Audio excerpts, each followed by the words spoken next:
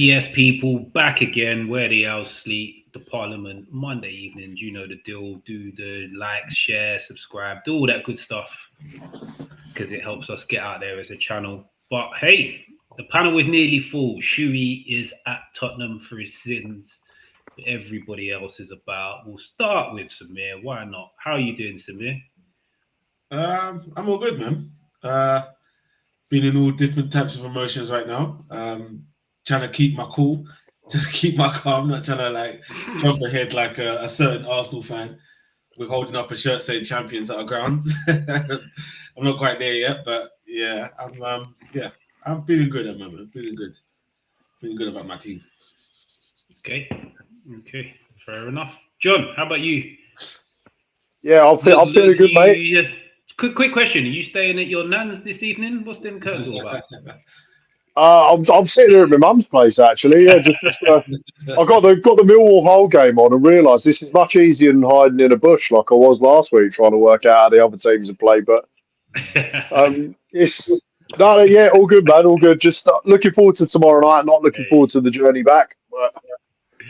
Right, for anybody that didn't get that reference, that was excellent, John. Well played, sir. I salute you for saying. Stocky, how are you going? You're not looking very red, which is surprising. You all right? Yeah. I've been doing everything I can to calm down. Fair play. With old soy boy up top, I'm feeling a range of emotions. I've only got one emotion. Fucked and ends in unadulterated hatred. Yeah. We will, if there's time, pivot round to that at some point this evening. Honestly, mate, if we don't have time, it's cool. This fire will be burning for possibly months. Yeah, no, that's fair enough. At some point, we will do a VAR show. As you know, how we like to do it on this show is we like topical discussions. We're not one of them rah, let's just have an argument kind of show. So we're gonna keep to the program. Jack, how you doing, sir? You all right? Disappointed about the lack of arguing. I don't believe that's in my contract, to be honest. What, we're going to have a one block to Grimsby Salford? Yeah, I'll get my lawyers to run through that again. Yeah, all good. Monday down and done. 3 more sleeps until playoffs. So yeah. I'm delighted it got to your 4th game and you just about snuck a goal in this weekend, mate. Yeah, because I walked out the pub on like 90 minutes for Stockport Stevenage. So I watched all of it on Friday, all of it Saturday morning, and George was away on the Friday and she came back and she's like, "What you been up to?" And I was like, "Football and it's shit." Then I went to watch Stockport Stevenage and she was unfortunately with me, with Callum, his girlfriend, in the pub, and I was like, "And this is shit." But then as soon as Bolton won 1-0, I was like, composed, 1-0, clean. Yeah, I get it. You don't need to go crazy with it. But yeah, other than that, all good. You're becoming quite notorious for leaving games that have dramatic late moments in the minute. Not leaving them, but turning them off, should I say? Yeah. I didn't even watch Rochdale because I thought, you're definitely not going to come back from 2-0. So, yeah, I don't know what it is. Maybe I repel the goal. Well, you've mentioned Rochdale there. We'll bring it up because this was going to probably be more of a point of discussion about the National League playoff system and how much of a shambles it potentially is, because it looked like at one point Rochdale were not going to get promoted. But At 69 minutes, 2-0 down, they managed to turn it around. The same guy scoring pretty much in the same minute as he did against York, I believe, in the last game of the season. Took him into extra time. They got through extra time. They got to penalties. They won the game. Justice served. But does anybody actually think that playoff system's a bit mad? Because for York to go up on, 108 points, and Rochdale to be second on 105 or 106, whatever it was, and then still nearly not go up is a bit of a shambles when everybody else was miles off. Boreham Wood actually got 90 points, though. Yeah, but that's still 5 or 6 wins away from getting above Rochdale in the table. It absolutely is. 90 points just seems so... What did Southampton finish on? Did they finish on? We was 80, I believe, 81. 80 was it, right? Okay. Yeah. I mean, 90 points is just bloody high, isn't it? But yeah. It's a very good points total, especially when you're playing, what is it? It's 46, same as 46 games. Yeah, 46 games. Really, The winners of the Premier League ain't getting that this season. So it's a very decent points total to finish third and stuff like that. Carlisle got 95 points. They didn't even get to the fucking playoff final. Yeah. Jesus. Madness. 95 points didn't even get to the playoff final. That's brutal. Nice. You should be popping champagne corks at the end of it. Yeah, for sure. Sure, yeah. Yeah. That is just genuinely crazy. Does anybody think that there's like a discussion to be had of maybe top 2 go up and then potentially a playoff between others who are maybe 3rd and 4th and those coming down from League 2? I feel like that discussion's always been there, but I think it's the League 2 clubs that would try and keep it as closed as possible to try and not have the risk of them tumbling out of the Football League as well. It'd be the turkey's vote for Christmas, wouldn't it? Yeah. But I know I've said it multiple times on this and on the pod, sorry, but to me, what if you're getting fucking peppered in League 2 and you've got a chance of maybe getting into the National League and winning games again, or certainly winning more games? I mean, I mean, how much? I genuinely don't know. But I mean, how much money difference are they talking about? I don't know, to be honest. I haven't looked into that stuff for years. But remember when we were all young, when you went down into the National League, it was semi-pro. Yeah, but now they're all professional clubs. So yeah.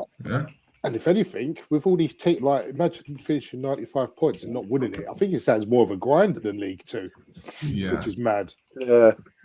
But yeah, all of them clubs are pretty much to the full lot of pro clubs, or essentially they run like pro clubs. They're full time. I can't think of any that are semi-pro. Can you? No. It looks like it's quite a big jump. It looks like it's about 1 million to 1.5 million per year of guaranteed income difference. Wow. Right. I mean, that is hefty. Which is probably why there's such a thing made about non-league sides getting into like the FA Cup latter rounds. Yeah. Obviously, like that must be like an absolute propeller, like financially. Oh yeah, you're picked on BBC. It's hundreds of thousands. Yeah.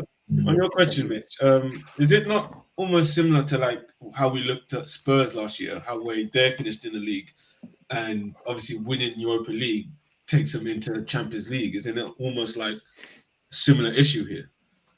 It is a similar thing, yeah, because you look at like your Spurses and your Villas a little bit, and them 2 clubs last season massively needed the money from Europe to not have a little bit of a rebuild going on. So yeah, it is a similar thing. And like you say, some of the clubs at the bottom of League 2 may be in that position. They need to stay up to keep themselves either afloat or to make sure they haven't got a massive rebuild on their hands. Yeah. Which is why they'll be against the vote of a 3rd team coming up and a little bit of a playoff at the end of the season. But it's interesting. I think maybe the National League's own success this year will fight its own corner, because I can't. It's been a while since the National League was talked this much, like in the general football sphere in this country. Like, you've got to be your real hardcore football pervert to know it in and out. And We spoke about it loads this year, maybe because we're all perverts, but that can only strengthens its case. Like, you know, gives them a better bargaining chip. Yeah, 100% agree. But then you've also got to have the conversation of, with a lot of people have said football should be the same from top to bottom. Everywhere else is 3 up, 3 down. Why is it not 3 up, 3 down from League Two to the conference? I was looking at that earlier actually, and it's been happening since football started. I thought this was like a recent thing. No, National League. When I was youth at Barnet, National League was 1 up, 1 down. One. Yeah, 1 up, 1 down. That was it. Playoff thing was quite very new. bottom, come down. There was nothing else. This new playoff thing is. I might be wrong on the numbers, but within the last 10 years, I think. Maybe it's very recent. I went back to 2008. The system was still exactly the same. Before the 1 up, 1 down thing, you used to have to get voted in. You used to, like, if a club was to join the 92, you'd have to be voted in. I think it was. That is crazy. So if someone was dropping out, you'd have to get it was mad because essentially just. Like we've said earlier, you just want to close the trap door, don't you? One up, one. Well, that's when every year someone would go bust, and someone was I mean, they won't bust territory, but there was always a team that was like getting saved every year because someone was going bust or having to take it. I mean, I don't know anything about Boreham Wood, but I mean, the one thing I'd say about the National League playoff final. If the attendance is 13,800, I mean, that's not great, is it? No. I mean, it was weird watching the highlights and seeing all the red seats. Yeah. Oh my days! Was that Wembley? Nah, that's crazy. Boreham Wood are notoriously known for a low crowd. Yeah. Yeah, but even Leighton Orange struggled last year. No, Leighton Orange and whoever else was in the final, they struggled. Yeah. It's League One here, so but I'd say it's a peculiar case that it's in London, so it's kind of again in between, it's sandwiched between Arsenal, Tottenham, and West Ham, and Charlton to a degree. So they're all fully big clubs. Like Charlton used to get like 40s and 50s in the sort of 50s, 60s, 70s. So there's a lot of massive clubs around them. I think they do quite well to get like their 5, 6, 7s. Most weeks, but there's for Boreham Wood. I think they're notorious for having like the lower numbers. Like Rochdale were a league club. Like when I was little, they were like solid league club. They were 100%. Yeah. We played them in League One about 15 years ago. So really, is it that recent? I feel like if you think about it as well, like you know the teams that have gone up. I mean, Stockport have got one leg in the Wembley playoff in League One. Wrexham, nearly got one of their feet with 6 toes on up into I will confess though that joke would have been better if I delivered it correctly, but just counting on my toes, it was taking me a while. So I think it's mad what it can be paid. You know, Stockport are nearly in the playoff final in League One, and they've got promoted 5 years ago, I think, maybe even 4. Obviously, we know what Wrexham have done. So, but if you're a team like Boreham Wood, are you really going to be pushing up the leagues? You mean you're not, are you? It's probably just fair to say. So, I mean, does a two teams like, worse off would be it? Yeah, but I mean, Carlisle are certainly what I would class as a football league club. I would class them as a national league club. Yeah, mate. But I think they got 95 points, Carlisle, and didn't even play in a playoff final. So I mean, that is ruthless, isn't it? Do you think they just sort of whacked Wembley in the sat nav and thought, "No, we ain't doing this," just through the playoffs? No thanks. He had to send a message out on the group. Who's available to go to Wembley? Everybody was like, "Nah, Mrs. Birthday." Nah. Someone takes back. Who's driving? Who's driving? Mr. Time, Mr. Good Game. And Mr. Good Game. Like. Couldn't get the subs together to get a driver. Right? Yeah, they couldn't get a team out for it. So it was like, you know what? We'll just throw the semi-making on it that bad. That Abdul Malik though, he's got loads of people sniffing around him now, so he'll not get a move. surprised. Yeah, good player. And Peterborough in for him, and obviously Peterborough are just the masters of buying everyone in fucking non-league and then start Then for stupid money. Yeah, I just don't get it. Like every year, I mean, their owner's pretty relaxed about these things as well. Peterborough's owner, he's like, well, yeah, they'll just move on. When someone bids enough money, they can move on. You know. Just like I'll just do it again. Don't worry about it. Yeah, he's like, and he's also like, I've done it quite a few times now. Like, well, you actually have, like, I mean, every season. Yeah, I do think I actually think you should bring back a good old fucking proper playoff. Yeah. What you mean? Third from top and third from bottom. Yeah, but then is there no playoffs at all at that point then? Not unless you had like a playoffs first to auto. Yeah, so like you have your first to auto, then you have a playoffs for that third spot to play. Because imagine if you'd won 2 playoff games and then having that one against third from bottom in the league, you'd be well up for it. Whereas they've been battered all season, haven't they? Essentially, yeah. It'd be quite the tussle. Yeah, it would be an interesting end to the season. Like, I'm all for it. I'd actually quite like to see it in other divisions. To be honest with you, I'm not going to lie. I think they've kind of worked it out that the other team gets a week of intensive football more. So, what I mean is, if you're getting to this point now, if you play someone they've not played for a week, and that's meant to be seen as a disadvantage. Like PSG don't play for 13 days before the Champions League final. That's crazy.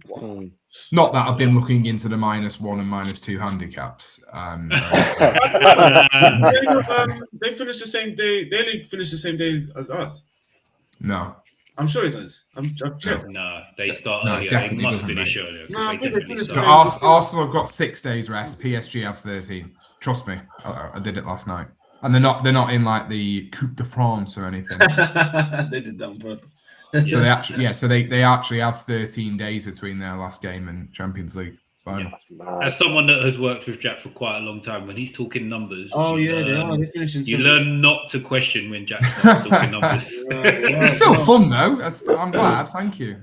That's crazy, man. I know. You know what's funny as well? Like Mitch talking about doing it in other leagues, right? If we were to do that with the Prem and the Champo, there's a very, very high chance that it would have been West Ham Millwall. See? Oh my lord! That is it. That's an advert for this thing to come in like that that is absolutely. I'd possibly sort of. I don't know. I'd scrap us being in the playoffs to see that, but just for the pre-game, we don't even want to watch the match. Just let's have the pre-game. Yeah. I think I think now though the gap is a little. The only thing is, like you've just said there, Mitch, is someone spent the whole season getting absolutely slapped. Yeah. Because there would still be, you would still think there's a difference in the two squads. Obviously, but quite a large one in some cases. But like it's the mentality aspect of you've spent the whole season just getting absolutely volleyed all over the place. Yeah. Although this season is a bit of an anomaly because all of the 3 clubs that we were looking at that could potentially go down are in ridiculous form at the minute, really, for relegation teams. Tottenham have won 2 in the bounce. West Ham picked up something like 14 points in 8 games or something like that when it stops. Yeah, something like 8 to 10 games. Forest are unbeaten in 7, 8, or even more than that. Might even be double figures now. So it's a bit mental for all 3 teams looking like they're going to get relegated to go on such a run. Yeah. No, you're right. Do you reckon in this playoff game there'd be VAR? Maybe they should have it. Well, I'll tell you what, any club that votes for that, then they're not allowed to come up. They're not allowed to come up. Yeah.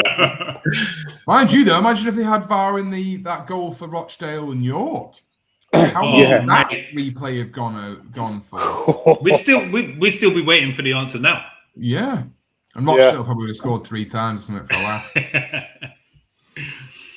Okay, so League 2, we have Chesterfield, Notts County beat Chesterfield away. I've just completely lost what I was going to say about the other game now as well.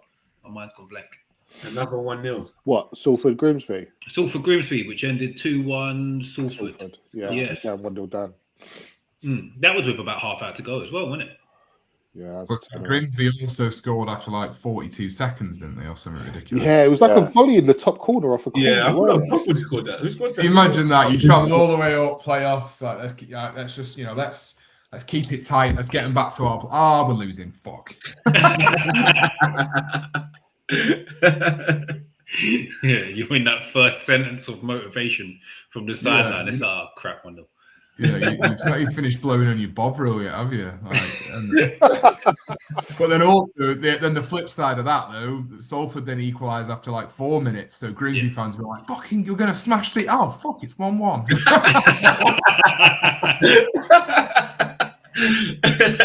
Well, there's clearly a more interesting game to talk about than the game I pulled up. So let's have it on the screen. Why not? The best one. Oh, there we go. 1-4. There you go, 1-4, and then a winner in the 40th minute. In the 40th minute. Well, yeah, I'd hate to have watched that second half. Oh, God. But then even like we were saying about teams that you look at who are actual like proper league teams that you remember from when you were as a kid, Grimsby kind of falls into it. You've always heard about Grimsby Town. Salford have kind of like the first most people heard of Salford was when the class of 92 decided to buy a big chunk of it. Yeah. And now they're sort of slowly moving through the leagues. I'm not sure how many of them are still involved. I think G Nevis, but I don't think many of the others are. Yeah, I think Beckham's still there. I think Beckham was the first out, mate, to be honest. Did you think is he out? No, I'm sure he's still there. I thought Beckham was one of the first out. I think it ended up with Scholes. I thought Scholes, Giggs, and Scholes, Giggs, and Gary Neville were the last 3 left. I think. I think it's because there'd be sort of some confliction if Inter Miami and Salford ever played each other. So Beck decided to bow out. Yeah. Imagine that as a multi-club ownership. The Beckham group. Imagine like a fan gets to do a week swap. You get to go and live in Miami for a week. Oh yeah, someone has to go Salford. But League 2 though, there was 3 points between 4th and 7th. So I mean, it's a coin flip, isn't it? Like I don't care what anybody says. If there's 3 points between 4 teams, like it's just a coin flip. Yeah. Like Grimsby losing 2-1 at home to Salford City. It's one of those things where I think there's something with the ridiculous stat of like only 4 teams have actually got promoted in the playoffs from losing the first home game. Losing the home game, sorry. It's like the stats are insane. And if Grimsby beat Salford, well, 2-1, why would that be weird? They finished 3 points, 1 point between each other or 2 points or whatever. So that's real. There's the fact that whoever's lost that game, they will just be going into the away leg like whatever. You know what's coming. You know what's coming. But there's a lot of this across all of the playoffs. Like there's one goal in pretty much every single game, or it's level. They're going into the second game and it's level, and you've got to go from there. Just on our own personal predictions, who were the 2 that got promoted direct from League 2? 3. Cambridge did. The mighty Cambridge. Go on, you use or O's, whatever you are. MK Dons, wasn't it? Yeah, and Bromley. Yeah, probably won it, didn't they? Yeah, MK Dons, Bromley, and Cambridge. Well, just to clarify, both John and Samir got not even close with their predictions. Both me and Jack are looking at promoted sides right now, and Stocky's team are in the playoffs. So I'm fuming, man. Why did I pick Cambridge? No, you picked MK Dons. Oh, did I? Yeah, I picked Cambridge. You picked MK Dons. Stocky had Chesterfield. And what was it? 25 right. points for first and 2 for second or promoted? Because on the basis of all our picks, I think anyone getting a first place has won the entire thing. Easily. Yeah. 100%. I think I'll settle for a correct prediction. Points. To be fair, I'll have to tally it up and see if I can put some kind of point system to it and see who does come out on top. Oh, great. Yeah, I could potentially be a league winner, isn't it? So 2 relegations in one season. I'm buzzing for that. How do we have a 5-way playoff? At least 20 points. That's at least 20 points right there. What's at least 20 points? I predicted for Arsenal to win. I don't think anyone else did. Yeah, but you still got to win it. I know, but I'm just saying. I could potentially, like, if we were to win it, that's at least 20 points. Yeah, but then I could potentially have PSG to win the Champions League. That's the same Damn it, difference, man. is it not? What? I think you actually pick Arsenal, though. Who? No, I picked Arsenal as the furthest, the English club to go furthest in the Champions League. Yes. Yeah. Correct. Thank you very much. The only one. So that's already 20 points to miss. So fuck you. No matter what angle you play, I'll win. I'm an idiot. Apart from the fact that Stocky and both you and Stocky had Man City to win the Carabao as well, by the way. Who did that? Who had that? You and Stocky did. Oh, I picked City, yeah? Oh, Yeah. That's good. All right, there's points on the back there. So, Jack, over to your boys. You play again on Thursday? Thursday, yep. Thursday night. Starboy is back Yeah. after an injury that kept him out for a big chunk of the end of the season. Back with the winner against Bradford. Didn't you draw with Bradford last game of the season as well? A few games before, but that was the game that secured playoffs for us, though. Yeah, we drew it their place. Okay, nice. Are you feeling confident? Confident going into the second leg? I mean, I just love Cozy Dubry. He's just so great. Never fall for a lone player. He's the best player in League One. I don't give a fuck what any little nerd says. He's by far and away the best player in League One. I couldn't believe how much room he was given for the goal, by the way. Yeah. Well, so weirdly enough, we've got a player called Sissoko, and to the Bradford fans' credit, they when we played them away, Sissoko just like turned into Messi. He was like epic. And they were just like, who the fuck is Ronaldinho for them? So they doubled up on him all game and tripled up. Yeah. He had the game of his life against them. I mean, still left with 0 assists and 0 goals. Oh, okay. But so they tripled up on him. But yeah, Cozy Dubry, I mean, it's just so good. So. I mean, he was an inch away from scoring a second as well a few minutes afterwards. Yeah. And I think hit the post. I mean, and then just went across the line. Yeah, that was heartbreaking. The fans cheered. That was right in front of me, so I'm behind that goal. And did you cheer? The number of times this season I've seen him cut in and then put the ball in the net right in front of me. Oh, it's been amazing. I love him as well. Like he was out injured for nearly 3 months. Brighton gave him the option to come back and with them, and he said no. And he's only young, and he said no, I want to stay, do my rehab here, and get back in the team. And it's just, I think if he was fit all season, I think things would have been different, to be honest. But yeah. I unfortunately haven't got a ticket for Bradford. Sold out 3 minutes after coming onto sale. So I just want to see one more game at Wembley. And I feel like him at Wembley, oh my gosh. He could just have a field day. But yeah, I feel we should have taken we should be taking a better lead there. But in the world of the playoffs, I thought we battered them all game. And I looked at the stats and I was like, they didn't even have a shot on target. Bolton only had one. But in my head, I mean, as we all probably knew, I was about 20 pints deep, to be fair. So I still thought the Cozy Dubry goal was in. I was like, it's 2-0 class. No, I'm going to I thought it was in as well, man. That was it was hard to watch. The way it's hit the post and like almost gone across the line and gone up the pitch. It's like, what? You know, it's almost an impressive way not to score. Yeah. I feel like he was just was trying that. But We used to say that about Griggs, didn't we, Mitch? Sometimes the ones that come off the crossbar and ping up in the air look better than it going in. Yeah. To be fair, it's true.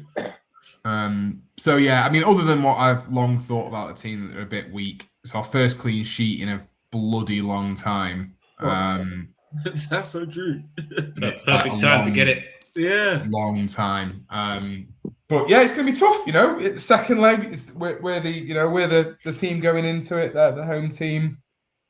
Is that your stadium? Yeah. What the hell? When did that change? Tough sheet. Yeah. It's been that a while now, isn't it, Jack? Yeah. Tough sheet. Yeah. 1-0 tough sheet. But what I would like to say though is all Bradford fans are cranks. You are smaller than us in every single possible way. I quite like your kit, so other than that, but I have bookmarked over 30 tweets that I've seen in the last 24 hours. Like seriously, some of them are saying what a great result. That's I'm glad we've got to go out and attack them now. I prefer that over a draw. I'm like, mate, you're a fucking whopper. You're just a whopper. Then you got all the fucking the fucking, oh, well, it was a shot in the dark, Mandem. Like, nah. No, it's not. You're in the playoffs. You finished above us. You lose to us. You're a failure. It's not a shot in the dark. Yeah? So none of that shit.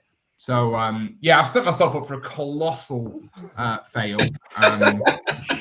It's going to be real embarrassing. I've got to go and tap into Premier Inn and cancel my booking for Sunday the 24th of May. I'll probably just leave it.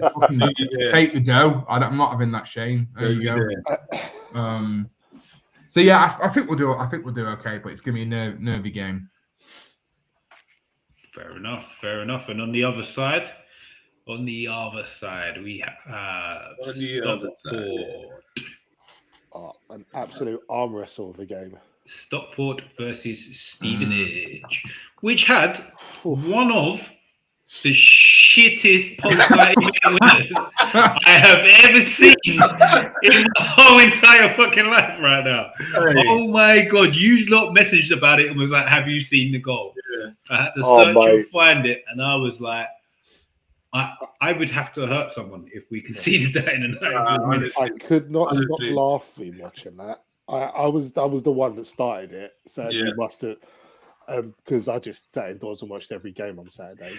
That was good, lad. It was just comical, especially the way their striker went through on goal, fell over, proper Bambi on ice. The defenders and keeper to look at each other, and someone just prod it in. And also, what was wonderfully made by the Sky Sports commentary. The defender that gave it away to the forward got tackled as last man. They're just given the man of the match award to. Yeah. Oh, splendid. Delicious. That is wonderful. I love that. Rip that away from him. He'd had a decent game.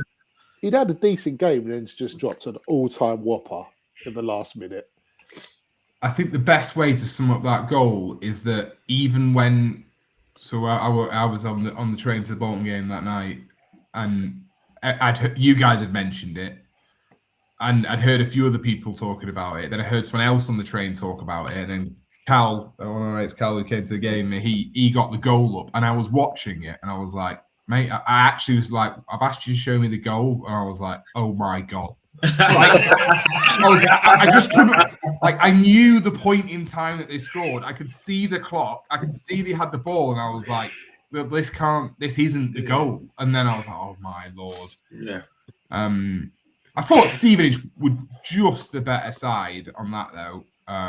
Yeah. But yeah, that's going to really knock the stuffing out of you, isn't it? Yeah, the time watching that in the stadium, it must have been so hard. Like, I've seen it in the group as well. I think even in our level of playing football, I don't think I've seen anything like that. And Stevenage are very, very good defensively as well. So, I mean, you'd want that goal to happen on any of the previous 46 games you've just played in than that. He's about to drop one. He's about to drop one. Anyone else? Anyone else know if someone's done the Benny Hill music over that yet? Do you reckon we can do it? If not, must have done. What do you think would be better, the Benny Hill or the Titanic? Oh yeah, it's all you have. But it is absolutely hilarious to watch that goal. So if you haven't seen it, go and have a watch because it is comical beyond. I mean, we all know that the playoffs are tight as well, though. But it is quite mad that 6 games, it's either either no lead or the maximum is 1 goal. Yeah, it's crazy, isn't it? Yeah, it's crazy. All the way throughout. So we had the conference final go to penalties. We've got 1 goal either way on them 2.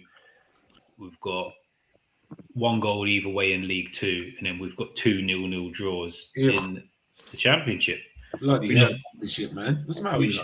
Which leads us into John, who made the trip up to Teesside for Ballon versus Southampton. That was no small feat either, man. I was up at 4, left the house at 5, was in Middlesbrough by 9:30. It was something. And apparently, like, it was gorgeous until like 20-odd degree weather down in London, right? Yeah. Oh, you know exactly what Middlesbrough was, so I don't even need to say. Of course, it's May. Like the Northeast has June, July, and winter. That's all you get. Look at this. I've been to the Riverside in. Granted, December and January I've been there. I've also been in September, and I've now been in May. I have not seen the sky a different shade than what I've seen it every single time I've been. It's unbelievable. You do realise they're called the Smoggies for a reason, right? Yeah, exactly. 100%. It's just that. Like, there's no shade of smog that they haven't explored. It's just But I mean, talking of smoggy, the football weren't much better, was it? But it was. I think in the pre-game, I was really trying to lean on the positivity and be like, you know what? Since we went up there like first weekend of the year, like a couple of like fit and firing strikers now playing completely different because it turns out we've been cheating and just spying on everyone. Which it does make sense because if you go from being cataclysmically bad. John, sorry, the bushes. Right, I get it now. Jack, I can't believe you missed the reference. Sorry. Yeah, I apologize. Fucking hell. Well, for anybody else that missed it early on when we introduced John, there you go. There's the reference. Jack, do you think John was just wanking in bushes again? John, trust you, mate. If you're going to be a spy, you don't go to some fucking cool island with a Bond girl. You go to stand in bushes in the northeast. What a break the habit of a lifetime, mate. Yeah. Imagine what it was like doing it in December. I don't know. Like the game was just sort of. It scared me because like when we was up there in January, it was like Morgan Whittaker, who played on the right for them, he just took apart Ryan Manning in that game in January, and it was almost like they went for the exact same thing again. It was just every ball was out to that channel, and it was the exact same result. And I just thought I was watching the same game, and we got completely taken apart in terms of in terms of midfield. I thought Middlesbrough and that, and it's crazy because I've said all of this in the post video as well, but it's crazy because the reason Middlesbrough didn't go up in the top 2 is because they just could not hit a barn door for like 4 months, and you've really seen it because the fact that we're going back to St Mary's with it 0-0 tomorrow is pretty much nothing short of a minor miracle. Yeah, could have been out based on that first half. Yeah, like they could have been 3-4-0 up at half time, like genuinely. Absolute Alamo, it was. Yeah, I couldn't believe what I was watching. Like even for as bad as I've seen us play like for large chunks of the last sort of 3 or 4 years, I wasn't quite taken aback by this one. We did get better because I think we just simply had to. But the irony for me was that we actually probably had the 2 best chances of the game in the last 5 minutes. Yep. And the first few minutes of the second half. Yeah, I thought second half first. Come out better in the second half. Yeah, I mean, Harwood Bellis probably should be scoring. Dozie's done well. Yeah, got himself. Yeah, I thought it was. It leaves tomorrow night looking very interesting because I thought as soon as we brought Shay Charles on, Yes. we stopped getting battered in the midfield a bit. Like we was actually able to get just get a bit of control on the ball. Which for the first half, like Flynn Downs was just chasing shadows like all first half. It's and then he got his inevitable yellow, he did, yeah. Which was in the build a bet, of course, but close to no cigar. He was happy about that one. Yeah, of course. Middlesbrough might have Hayden Hackney back like on the bench for the second leg. I think they have to, don't they? Yeah, proper shit on bust. Because I think a lot of their goal scoring has gone. I know he only plays in midfield, but I mean he was. No, but he in terms of like chances created and stuff, like he's a monster. He really is, yeah. So maybe get up a lead before he comes on. Honestly, I think it's going to be different tuck tomorrow. Like I've booked a horrific train back because I'm anticipating it going to extra time. It's like Mate, I hope it does, or you win comfortably. Because if you like losing normal time, and then you've got to wait another 45 minutes for a train. Oh yeah. Well, like this. This is the horrific situation that I'm in with like travel tomorrow. There's a train at 10 and a train at 11. Now I've worked out from the Ipswich game a couple of weeks ago. The 10 o'clock is achievable, but you've pretty much got to leave like during added time. I think I left in like the 94th of 95 of the Ipswich one, and I made it back for the train with about 5 minutes to spare. So you can do it, but the 11 o'clock one, it's like, yeah, if it goes to extra time, I've got to admit, if we were comfortably out of sight, or like one way or the other, if Middlesbrough were comfortably out of sight, I will consider getting the 10 o'clock. Like, just because the sheer aggro of the time I get back is like 1:15 or something back, and there's like night buses and all that kind of stuff. So I'm staring down the barrel of getting in at like 3 or 4 in the morning.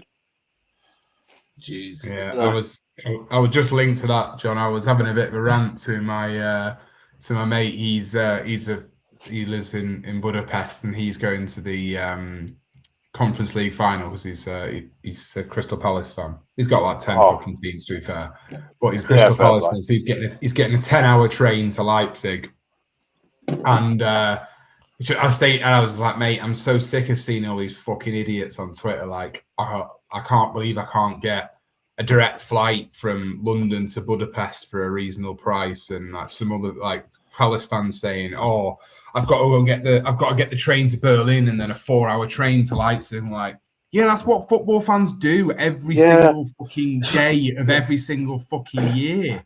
Exactly. The Crystal Palace fan. Has anyone ever tried getting down there? It's a pain in the fucking arse. Well, yes. Like, you're all talking about getting a train back from just a Tuesday night game at 1:15. Like, fucking hell, like, I'm just saying, like, why would anyone complain about getting fucking journey beers on a train? I wouldn't get off football. I'll just fucking go to Mainz or somewhere. Like, straight up to St. Pauli.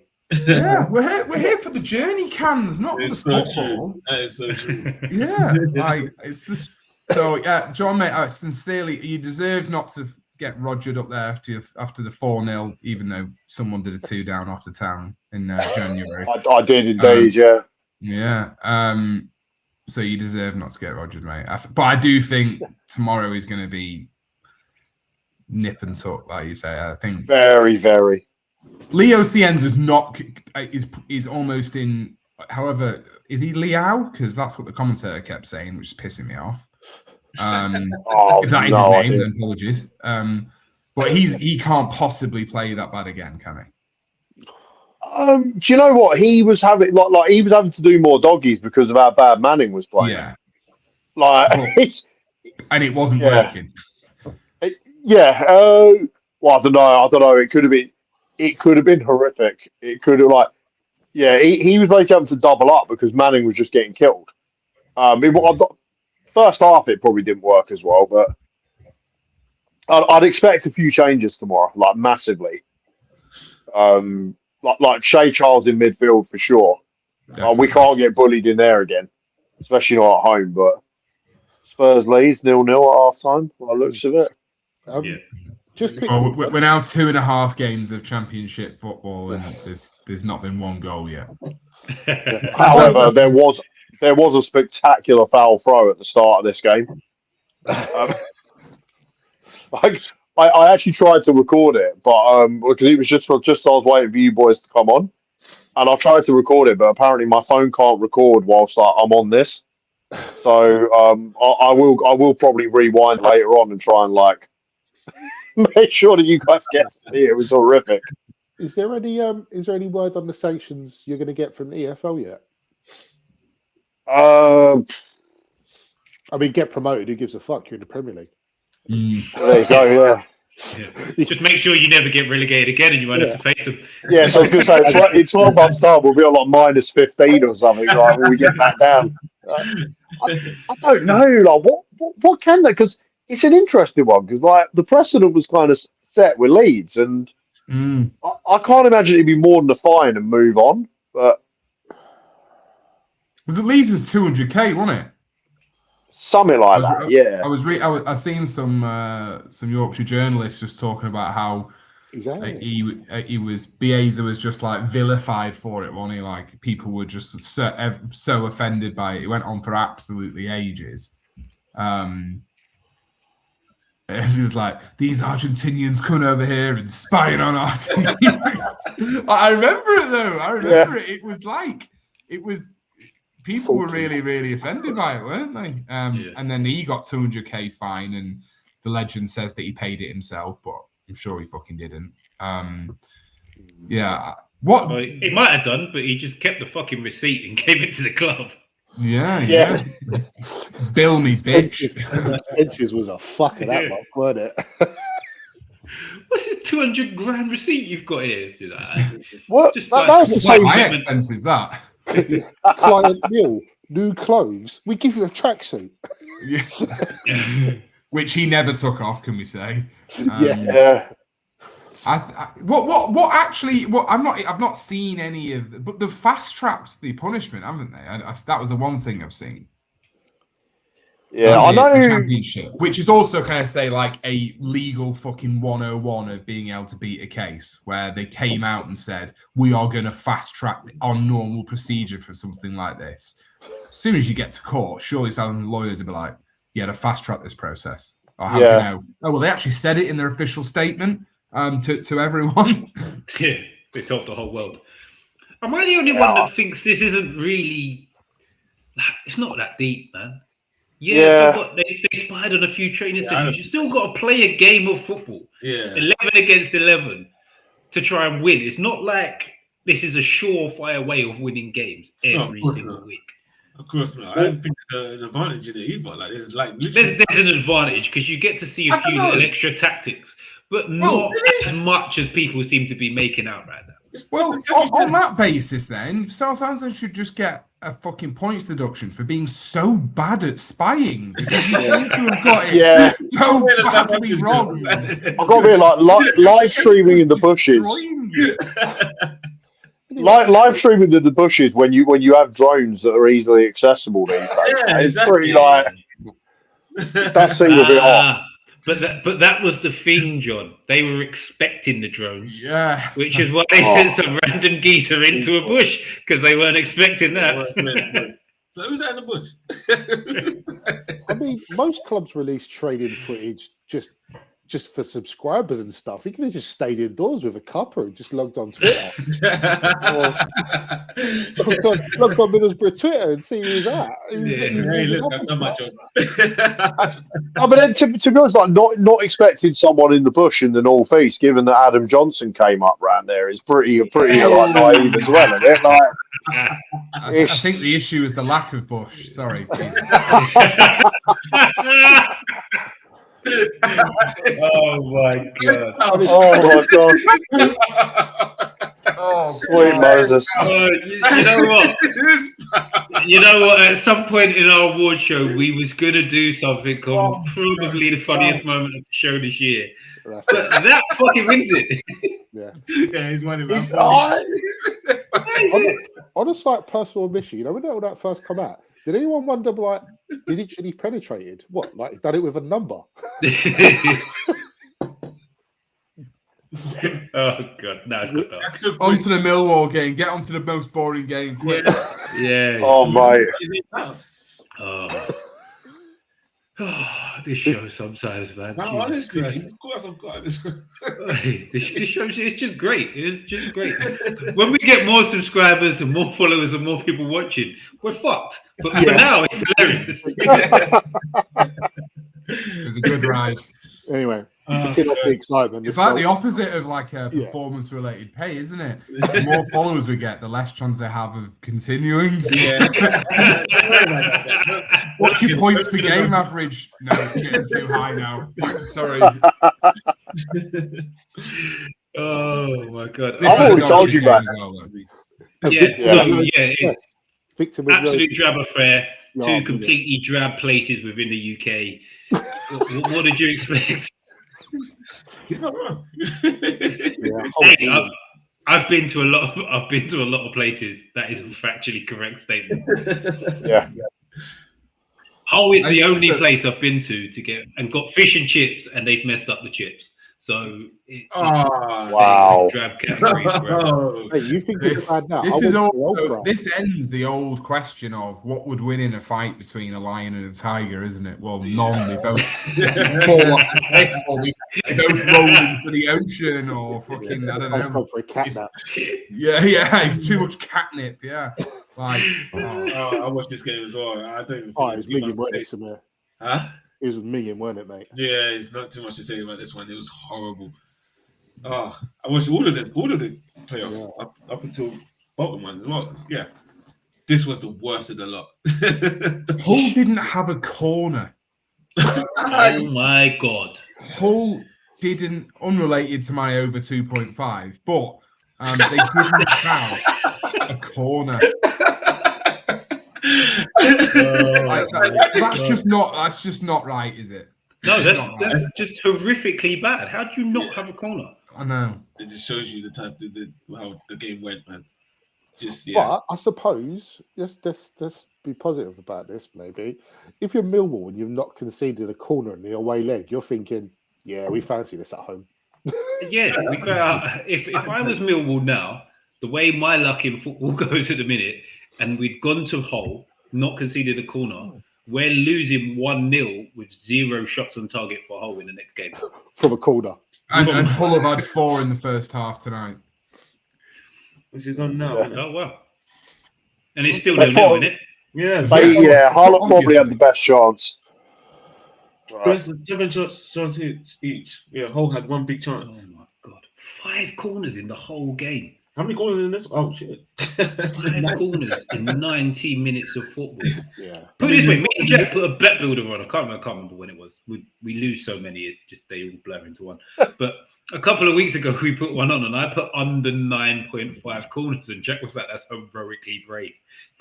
5 is a joke.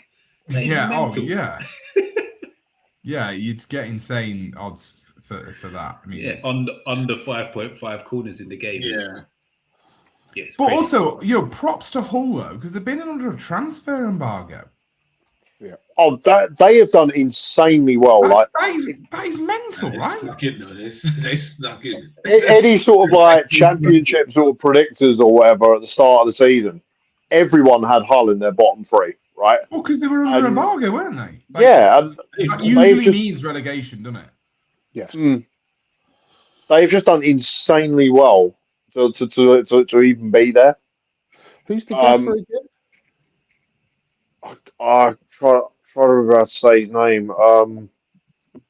This could be interesting. This could get incredibly Paul Merson. Sergej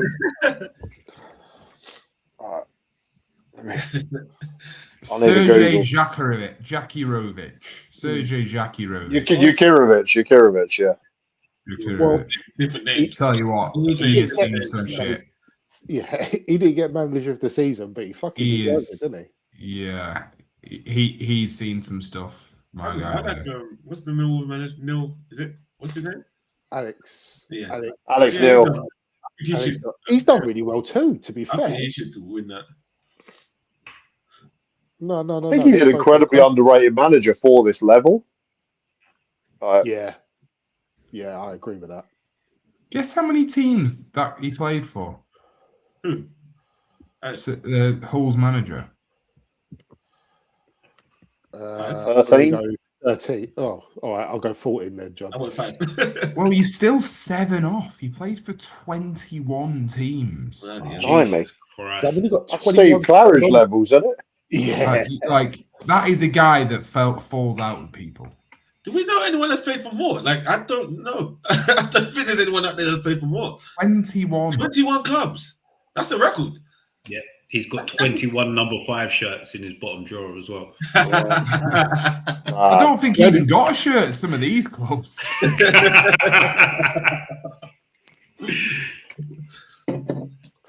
He's got all of them bags with his initials up in the top. Yeah, that is it. As soon as he got his tracksuit in his bag, he left. He's out. But It's yeah, just that'll do me. stash Lovely. slot. Yeah. Oh. But that is impressive, though, isn't it? Like transfer embargo in most leagues means relegation. Yeah. Because it usually means you're in a bad place anyway, and then transfer embargo.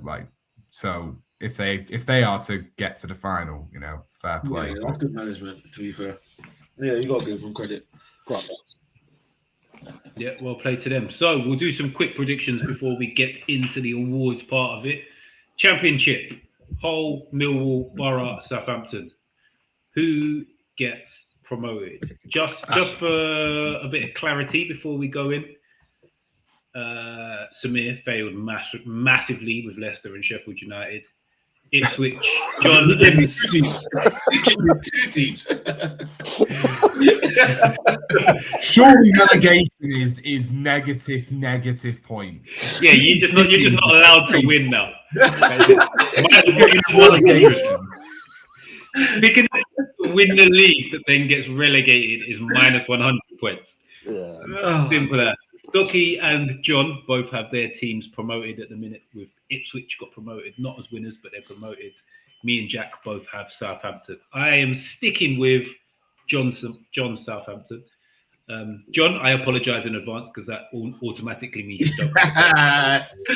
Exactly. I want you. You know what? The way I look at it is, our playoff campaign really dictates what where the trips are next year, because it's either a Hargreaves derby where we're off to Burnley as a group, or we're going to go and get our glove drugs on a Newcastle league. You know what I mean? Hey man, let's do it. Either way, I'm there. I'm there for it. Is it a Burnley action? Oh wait. Are we forgetting that if you stay in the Championship and Jack's Bolton get promoted, that's also a pretty good fucking game? I was trying to avoid. And West Ham again, Dad. I was trying to avoid a flaming and putting it out there. Wait, West Ham again, Dad. You're getting 2 London trips. Don't forget about them. West Ham. West Ham was first, one of them. Yeah. There could be a lot of choices. Reading are in the Champo next year. I'm somewhat of a stone's throw away. Do you know what? Either way, we could be in a decent position here because there's if West Ham go down, there's West Ham Burnley. Also, if Jack's Bolton do get promoted and West Ham go down, there's West Ham Bolton. There's just games everywhere. Come on, Jack, man. Lift it. You can get the playoffs. Get in the Championship. Come on.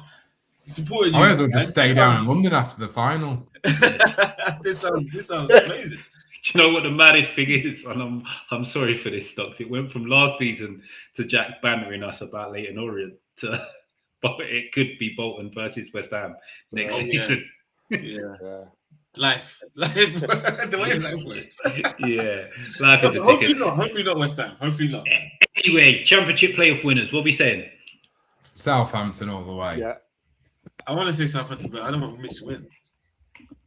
That's the personal one. See, so does that mean the guy that's been watching me through the window for the last hour, is he going to fuck off now? I said Saints.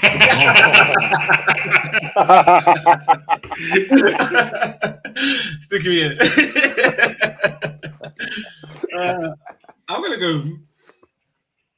Yeah, there's no Come on, you got Millwall kits to me. You got. I was gonna say Millwall, but they're playing now. I mean, he's got kits for all 4 of these teams. By the way, I'm telling you.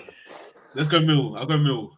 Samir's going Mill. That also means that Mill are also not getting promoted, by the way. I'll tell you what's impressive as well, that the pod could still be going and you've got your prediction wrong. That's what I was scared of. Oh my God.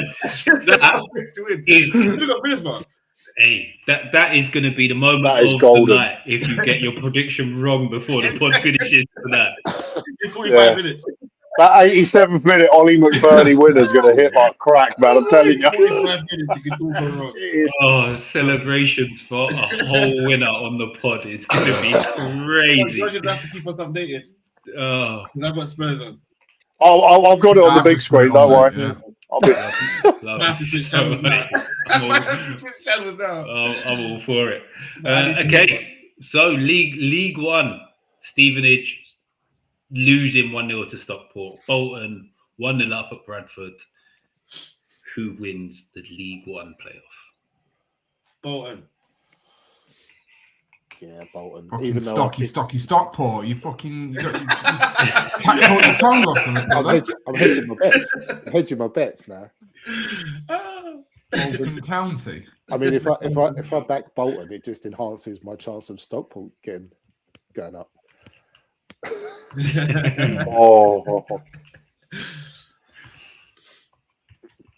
Well, are we all in? But we're all in for Bolton, right? Come on. Yeah, of course. 100%. Yeah. Can I just say, by the way, like, Ollie McBurney's just had an absolutely glorious chance. See what I mean? They're after me, the football gods are after me. that honestly would have been like the equivalent of would have been Samir would have been the equivalent of what's his name, old Santino Morella getting in the Royal Rumble and getting booted out. I've been like, that is perfect. That is perfect. That honestly would have been. John, I'm a lot older. I'll be thinking of Bushwhacker Luke. Bushwhacker Luke. Oh, yeah. Bushwhacker Luke is more in my heart, that reference, but yeah. No, Santino all day. Bushwhacker Luke. Oh, fantastic. Right, so we're bolting across the board, and then last but by no means least, League Two playoff. Grimsby Town, who were 2-1 down against Salford City, and then Chesterfield, who are 1-0 down against Notts County. Who's the winner there? Chesterfield for the comeback. I think I'm delayed then, John, because that should have been full 1-0, shouldn't it? Yeah. I've got to say, I've been giving a lot of consideration to this. I'm going to have to stick with Bristol Rovers. I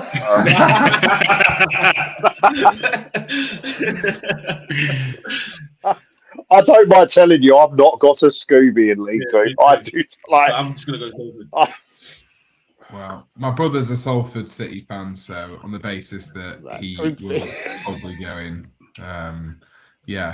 Notts County. I think for him, I'd like him to go because he does go to the games. To be fair, so fair play. I watched a lot of Ali G as a kid, so I'll go Grimsby.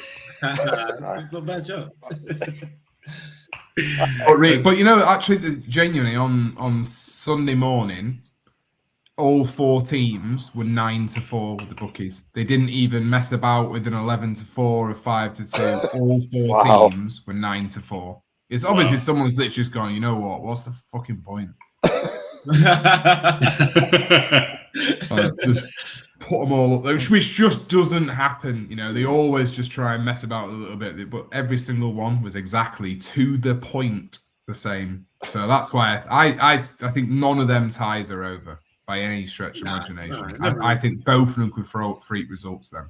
I think you'd arguably, you know, to quote the Gimp Bradford fans, like you would arguably want to be attacking in League Two because no one's good enough to keep a clean sheet. Especially not Bradford on Thursday. Fuck yeah. Oh God, that's gonna bomb. Yeah, Friday morning clip, Jack. Thank you very much. Much appreciated. Good work. Bradford fans right now. Oh, fucking hell. Okay, right. Let's get into it. Let's do a few awards for in the next bit of the show. We're going to start easy. Well, actually, it's not that easy. I actually think there's more of a discussion around this than what people will probably make up. So I'm saying manager of the season. And I would say quite a few are in with a shout at this. because Yeah. you look at guys like Iriola. Oh yeah. Who's the guy at Brentford? Keith Andrews at Brentford. Keith Andrews has to be Obviously, shouted. Mikel Arteta, even Daniel Farker at Leeds, who's most people would have had getting relegated, have all done wonderful, wonderful jobs this season. Yeah, I think near enough, most of us had, a couple of us had Bournemouth to go down. They lost their whole back five. And they're pretty sure I had Brentford. Yeah, Stocky had Brentford. You had Brentford. Oh yeah, you lot had a shocker with the relegation predictions, yeah. I was alright with that one. Yeah, it was one of your better ones. Yeah. We all got Burnley. You didn't get relegated. We all got Burnley. We all got Burnley, and then you and Jack both got Wolves. Oh, right. So that's a big Wolves one. Got pretty relegated, right? Yeah. Wolves got very relegated. Very relegated. Very relegated. Very relegated. They got relegated ages ago. Yeah, but what are people saying on manager of the season? Even someone like Vitor Pereira, who hasn't actually been there that long, that's completely flipped West Ham Forest on their head and got them out of the relegation battle. Nah, fuck him. I would say I was going to be awkward, but obviously we're doing Premier League managers only. Otherwise, I would have tried to get away with Derek McInnes at Hearts. I'll go Iriola myself. Oh, fuck off. I know. Is that a Millwall goal? No, it's a Tottenham goal. Yeah. Oh, God. I better switch over and watch that quickly. No, you don't. You don't. You stay right there. We need updates.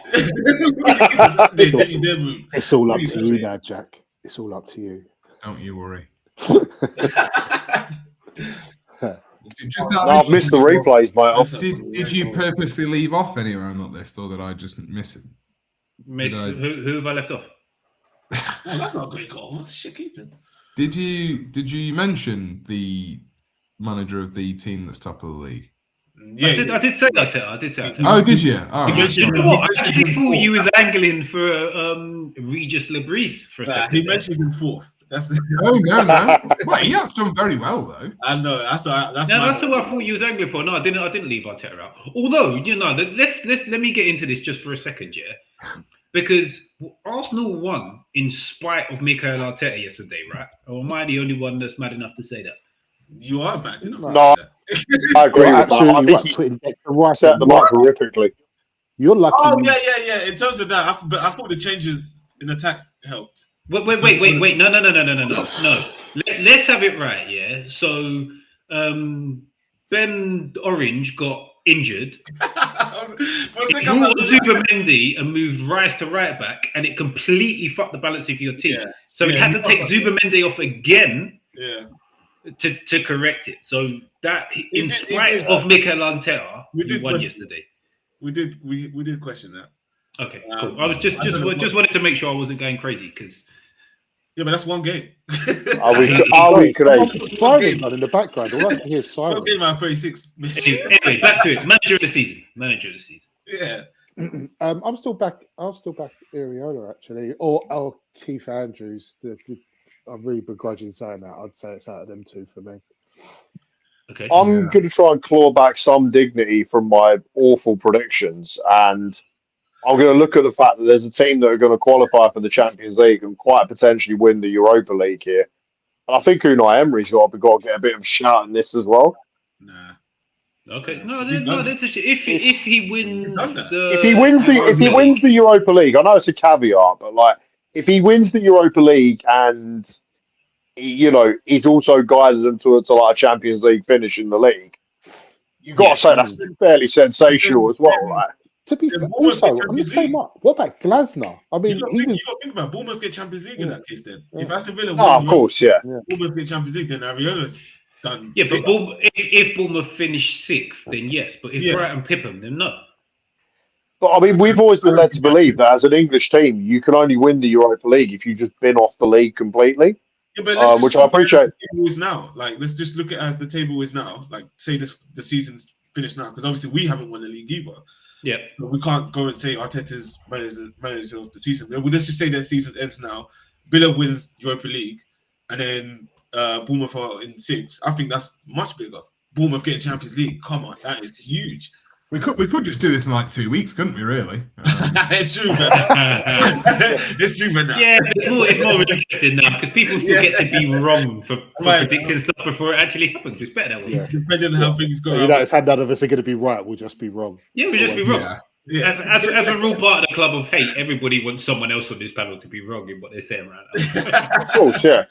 Oh, and someone's wrong. Someone is definitely wrong. I mean, even if I give it to Keith Andrews is my flop of the season vote at the start of the season, so I'm still then wrong. Yeah. But that's the same for me with Villa because I was all like, yeah, they're going to have the biggest fall from grace this year, and like it's been anything but. Yeah, no, fair play. I don't know. I disagree with a particular game. Yeah, fair.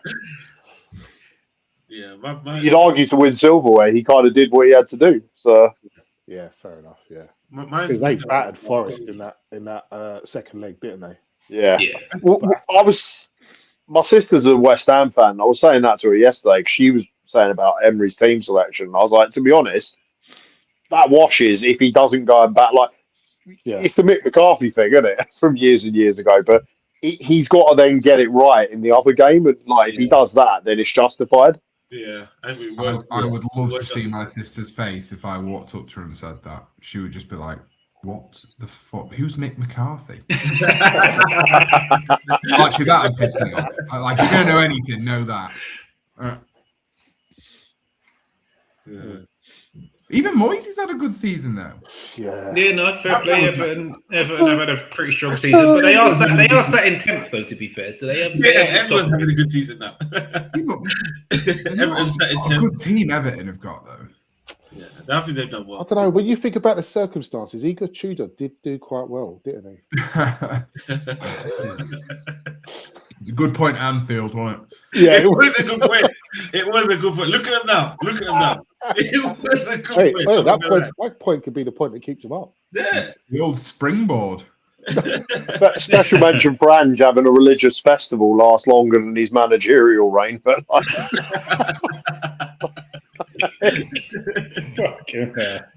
what'd you give up for Lent, Ange? Managing, mate.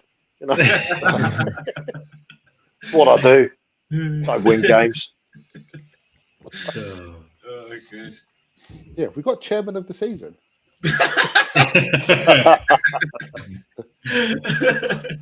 Just for the Morgan Gibbs White hostage video, really. That probably is. Yeah.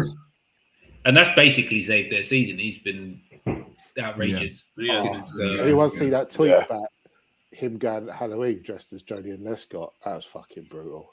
Oh, man. The world is a dark place, man. It's just mental. Oh my god! I take it you didn't see that, Mitch. No, but that's fucking fabulous. I'm annoyed I didn't think of it myself now. Yeah, it's fucking good, isn't it? That's right in my dickhead wheel brace. That is, I love it. Oh, unbelievable stuff. Okay, so.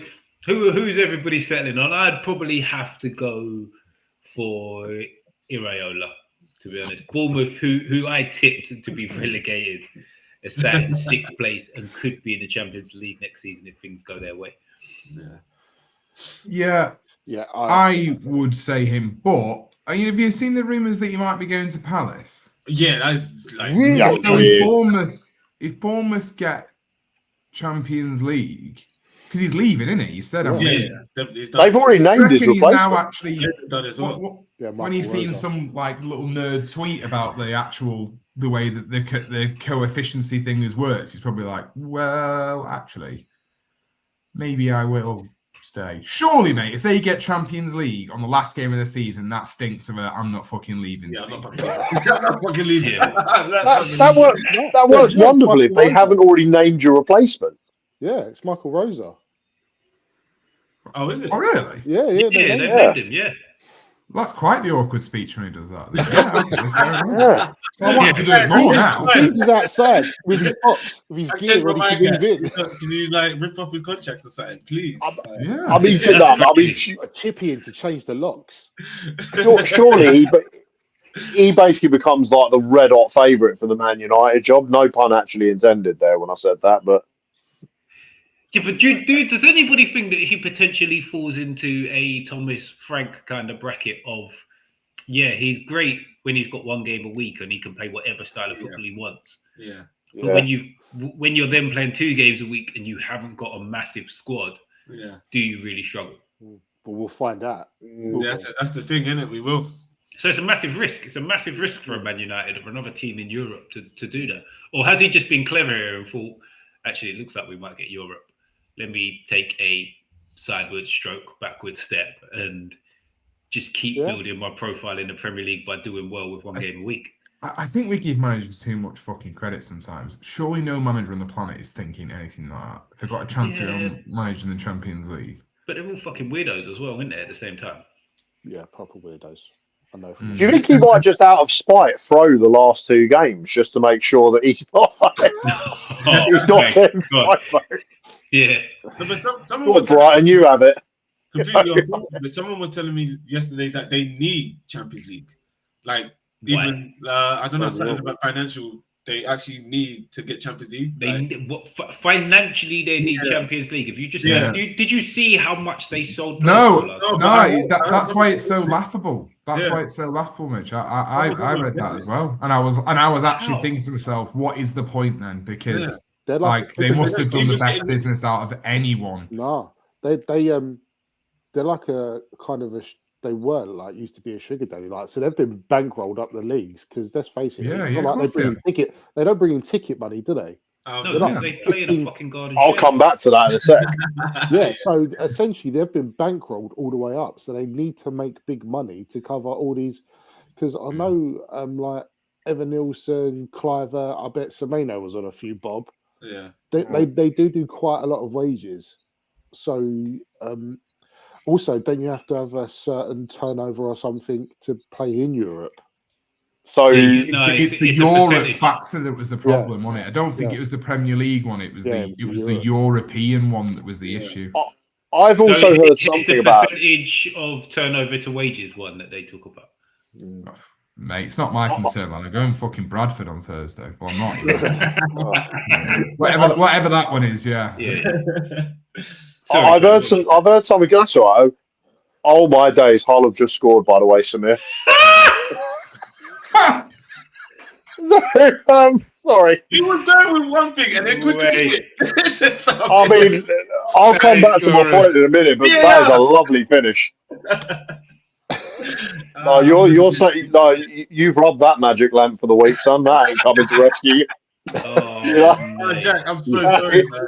I'm so sorry. I predicted you lot. That's fantastic. John, you might as well have stuck with Bristol Rovers because you would have been just as right as Samir was. Yeah, it's true, you know. Oh my. That's a very cozy and Dewsbury finish, actually. 3 goes at the championship.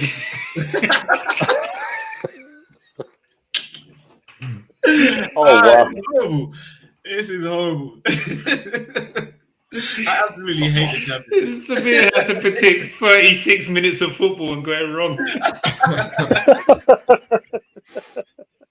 I absolutely hate the championship so much. Well, you've got like 25 minutes plus added. So you know you never know. You know what? The only person that's feeling the heat more than Samir right now is Chief of the Met Police, worried about next season. Yes, that's so true. Oh yeah. Oh man, more people. Yeah, the original point I was about to make before that fast descended upon us. With Bournemouth, apparently their ground doesn't necessarily meet like regulations for Champions League, which the last time this was a threat of. There was talk that actually the first time Champions League football would ever be played at St Mary's, it wouldn't be Southampton playing it. Now you're talking. So that is delicious. That is a new level of pain.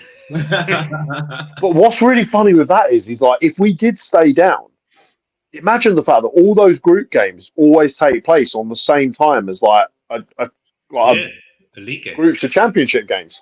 So like, we'd be screwed. We'd be having to play on like Wednesday, Thursday nights because of Bournemouth. Or just play at Bournemouth. Yeah. Oh, that'd be ground swap. The first ever house swap. Bournemouth have like 15,000 every week. What's St Mary's in at 30? 32. There'd be some spare tickets going. You can watch some Champions League football. I mean, yeah, like, actually, do you know what? That did cross my mind as well. That's like, plus, your Graz will be tearing his hair. Mate, I would absolutely love to go and watch Partizan Belgrade go and fucking fill in some lads in sandbanks. I'd pay for that. No dramas. They'd catch a Harry Redknapp's ass. Yeah. Be a military coup or Fort Redknapp. Oh God. Oh my God. I actually think that was Jack's funniest line of the show so far, but you know. I think it was just the top up of the joke earlier. Yeah. That one still just pits it for me. Would you do it? You would do it for the dough then, John? What do you mean? So would Southampton actually do it?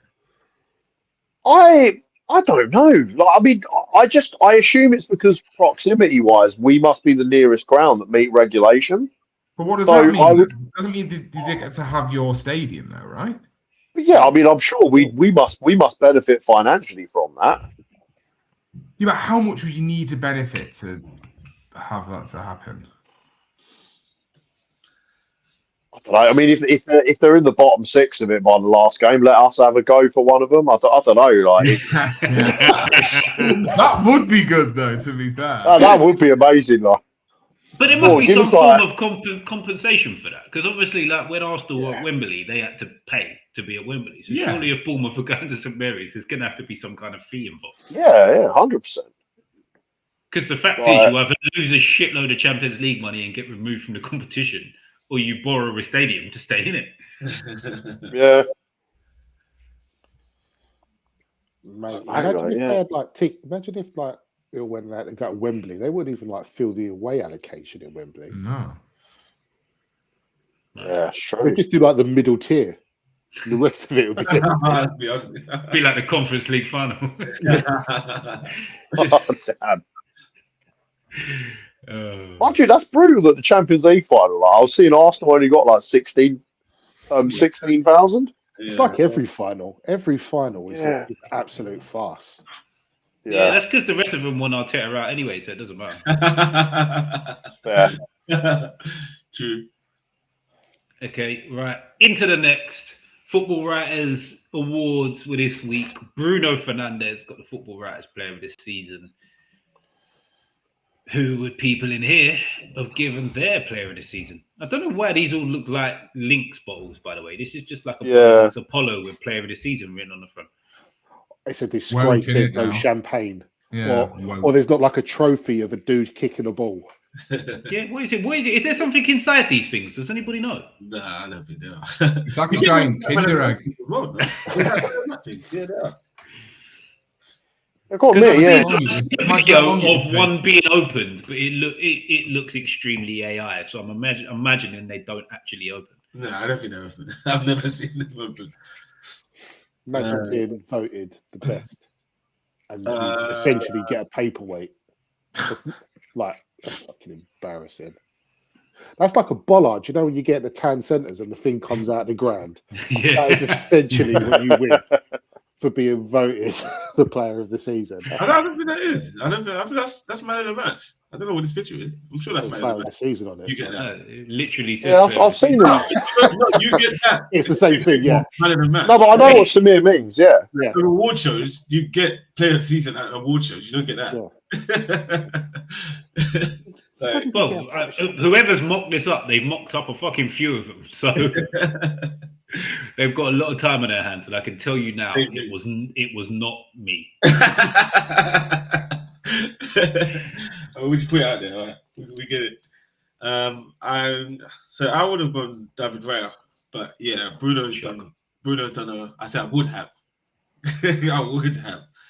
But yeah, I'll go with Bruno Fernandes. Okay, How many assists? Is that 18? 18 assists, isn't it? 19 now, isn't it? 19. And he's been playing well, so I'll give it to him. Yeah. That's got to be a pen. Thiago from Brentford's worth a shot, isn't it? Yeah, he was going to be mine. No, but man. He's got all them goals in the Premier League. He's got a Brazil call up, and I still don't know if he's a good footballer. No, he's definitely not. He's definitely not. That's got to be a pen. What was the one we watched the other week and he kept falling over with that Thiago? That was against Man United. Yeah. He's fucking overhead kicked him in the face. That's a pen. Yeah. Mitch, you know that from earlier on this season with Mavropanos getting kicked in the face. That's a pen. If that's not a pen, then I am going to fucking riot. Yeah, they're looking very like. What game are you talking about, please? Tottenham Leeds. Oh, right. Penalty to Leeds. It has to be. No. He's overhead kicked him in the face, Stocks. It's a pen. It should be a pen. He's won the header. Literally overhead kicked him in the face. I'm not watching it. I'm not watching it. Well, I was just being sarcastic in that, the Premier League had decided who stays up, who goes down. So they'll get away with it. Got to be a pen. Doesn't even matter even if he hasn't touched him in this situation, it's a pen for dangerous play. Yeah.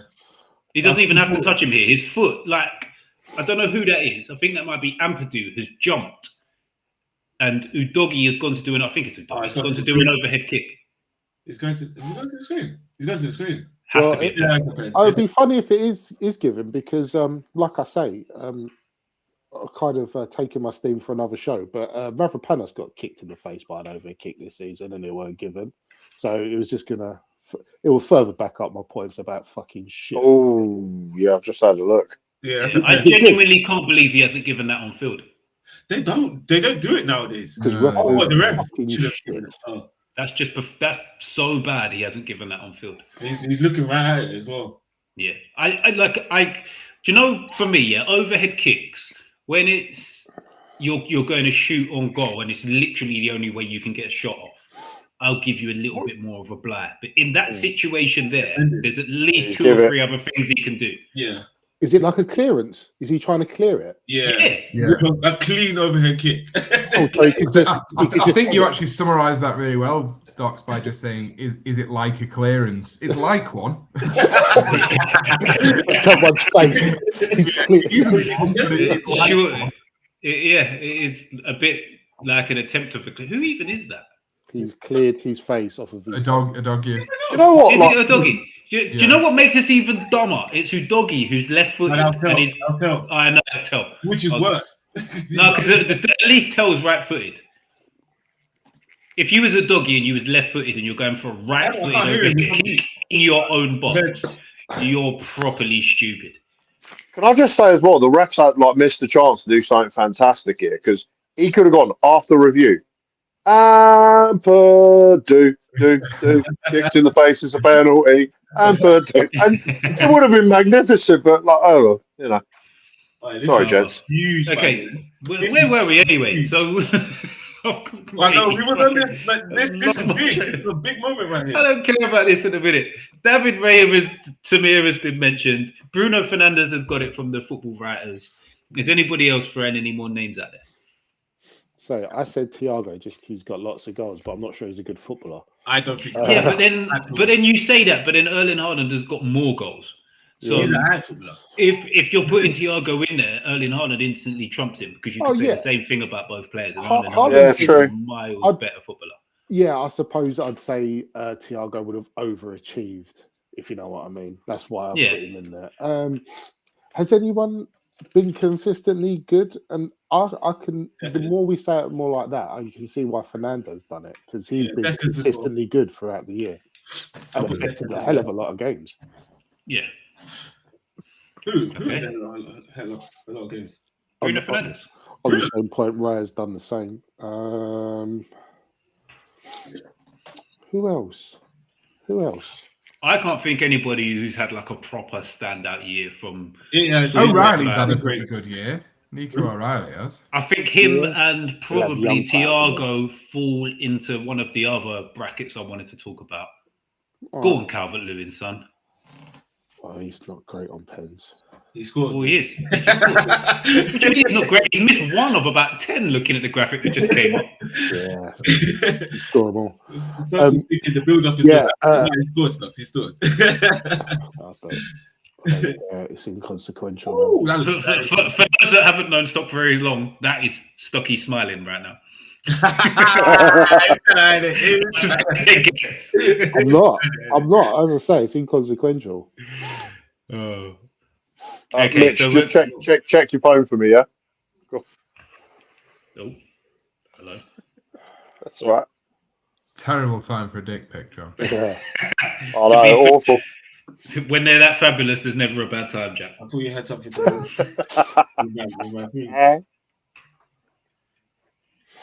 Yes, that's what I like to hear.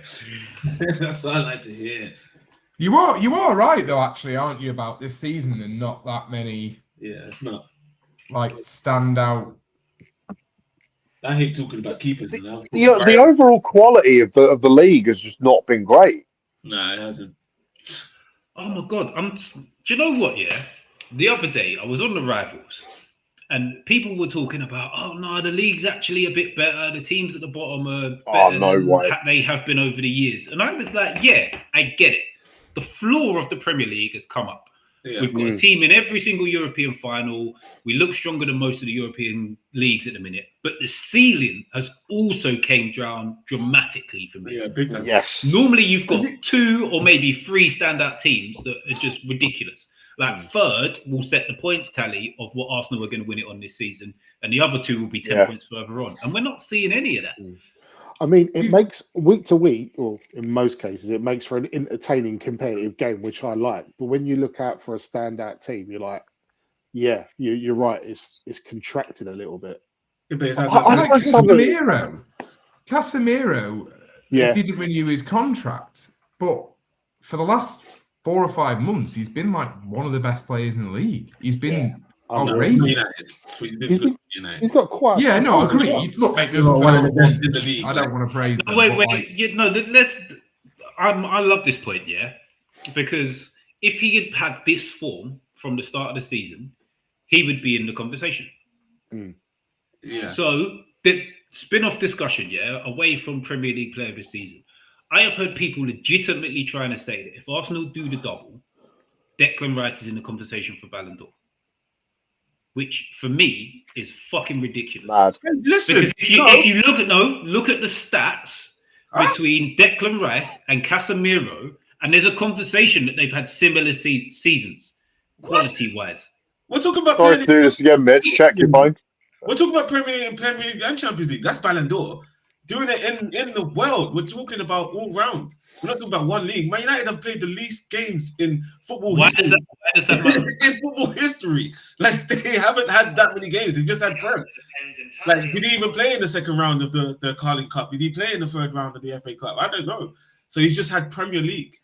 Like, we're talking about Decker's playing big games after big games in Champions League. And he's standing out. Wait. So even if we're just talking Premier League here, yeah? Even Premier League, yeah. If it's a close discussion between Casemiro and Declan Rice in a Premier League Player of the Season discussion. Yeah. Well, John, you do want to, Oh, no way. Nah. That is fucking legendary. And I have no idea how I kept my line of speaking in exact I just thought you'd ignored me, Mitch. I'm not going to lie. But when you said it, I want you to score. It still said 1-0. I was like, oh, you must have been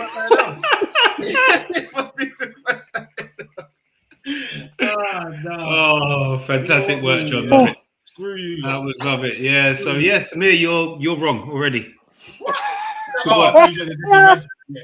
No, but if we're having a discussion, like a logical discussion, when you base it on stats that you're looking at, the performances that have been put in, how many games he's made a difference in for his club, that in the Premier League they've been at a similar level. How can you then even mention Declan Rice in the Ballon d'Or discussion? Wait, what? How is that Declan possible? Rice has had like at least 8 out of 10s almost every No, game. he hasn't. Fuck Yes, No, he hasn't. yeah. No, he hasn't. What the hell? What I has love Declan Rice. Samir, do one thing for me. Pick whichever football app you want, search for Declan Rice, and show me that he has a rating above 8 over the season. 8.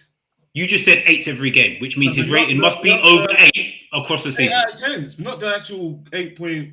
No. That's what the ratings are out of. They get a rating. So if he's had 8 every game, his rating must be above 8. Pick the app. Are you actually really going to be doing ratings? Come on. Let's be fair. That's what you said 8. I didn't say 8. You gave it a number. This is your parameter I'm working off. I'm just asking you to check your own facts that you just said. I'm seeing so many greens and blues. Fact check yourself. Go and check it. Like on my app, like standout is like a 7.4, and he's like on the blue. And are we now down in the 7? I'm seeing so many greens. Like so not 8 every game. So not 8 every game, yeah. What? I said almost every game, though. No, you didn't. You said 8. You said 8 every game. Almost every game. Samir, this gets recorded and stays on YouTube forever. By the way, this can be checked. Does it? Nah, but let's not go there, man. This guy, like, I'm looking at it now, and I'm just seeing so many greens. All right, there's a few oranges. Carling Cup, we lost. Of course, games that we've lost, but like every game we played at, he's on green. Oh, so when the team plays well, he gets a green. When the team doesn't, he doesn't. Is that Mr. Ballon d'Or for you? That is class. Let's be real. He's a good player, but let's not have him in Ballon d'Or. My point is, let's not put this dude in Ballon d'Or discussions. Let's not do it. He's a bad right. No, you know what it is, yeah? The Ballon d'Or thing, I would never put Declan Rice in it. But my thing is, who else? Like, give me other names. Like, what do you mean, who else? No, just answer the question. Don't laugh and stuff. Dembele. Yes, of course. Harry Let's look at the list. There ain't that Kane. many people. Like, you can't name me 5 players. You can Dembele. All right, yes. I could easily name you 5 players. What are you talking about? Who? You could go through all of the PSG front three. One of them midfielders. Harry Kane. Just to clarify, I actually win the Premier League and the Champions League. David Raya. I put David Raya above him. If we win the Champions League, above him. You said if we win Premier League and Champions League. There's 2 players in your team I'll give it to before Declan. There's 2 players in your team that I'd give it to before Declan Rice. That were out of Champions League. So how does that? Whoa! It doesn't. Premier League and Champions League. Regardless of whether you win the Champions League or not, the players I have named that are out of the Champions League still have become above Declan Rice in the Ballon d'Or conversation. Why? Because they've had better seasons across the board. And they're much better players. Why does it? So you're telling me, yeah? Okay. They're playing in the Bundesliga. What are we doing? Samir, at this point, what you've just said means that 1 to 22 in the Ballon d'Or list has to be PSG and Arsenal because they're in the Champions League. No, I'm just saying. That's exactly what you just said with what you were saying. No, me personally, I didn't say, all right, yes, 100% fact, but I'm saying, why are you questioning it? Like, let's be real. Why am I questioning it? Because it's a fucking stupid statement. No. Declan Rice has had such a class season, honestly. A class season. Declan Rice has been good this season. You can't tell me a better midfielder than him right now. I don't get why you're arguing so hard. When we spoke about player of the season, you said David Raya. You said David Raya before you said Declan Rice. And now you want Declan Rice to win a Ballon d'Or. No, you know what? I didn't say. So it's not even your best player, but he's going to win a Ballon d'Or. No, I just don't like the way you're questioning it. Like, I just don't understand why you're questioning it. Like it's the end of the world. Like, Declan Rice is a Ballon d'Or. No, he's had a very good season. And like you said, if we win Champions League and Premier League, why not put him in the hat? That's all I want. Put him in. And he wins the World Cup. And he wins the World Cup. And he wins World Cup. All I'm saying is put him in the hat. You're making it sound like you don't even want him in the hat. Like, he doesn't finish top 5 or 10, at least top 3. At least if we win the Premier League, he's barely in Arsenal's top 3, let alone top 3 in fucking the world. We're talking top 3 in the whole of the Premier League. We're talking Raya, Bruno, and Declan Rice. That's the talk right now. The talk right now is Raya, Declan Rice, and thing. And you're talking about Casemiro. No, I would say Gabriel. I want to hear this crap, man. You're talking about Casemiro. One game a week. Declan Rice is breaking. When the show finishes, I will do a side-by-side comparison of Casemiro You lot and know Declan Rice, and if it doesn't look, yeah, that's you deserve. I will that. apologize. You deserve I that. will guarantee it looks like a conversation can be had. Nah. Can I just say then? Can I just say, John? Now would be a good time to send a meme just to cut through the tension here. Right? I do agree with the point about Declan Rice, but to counter you, Mitch, yeah. Yep. Yeah.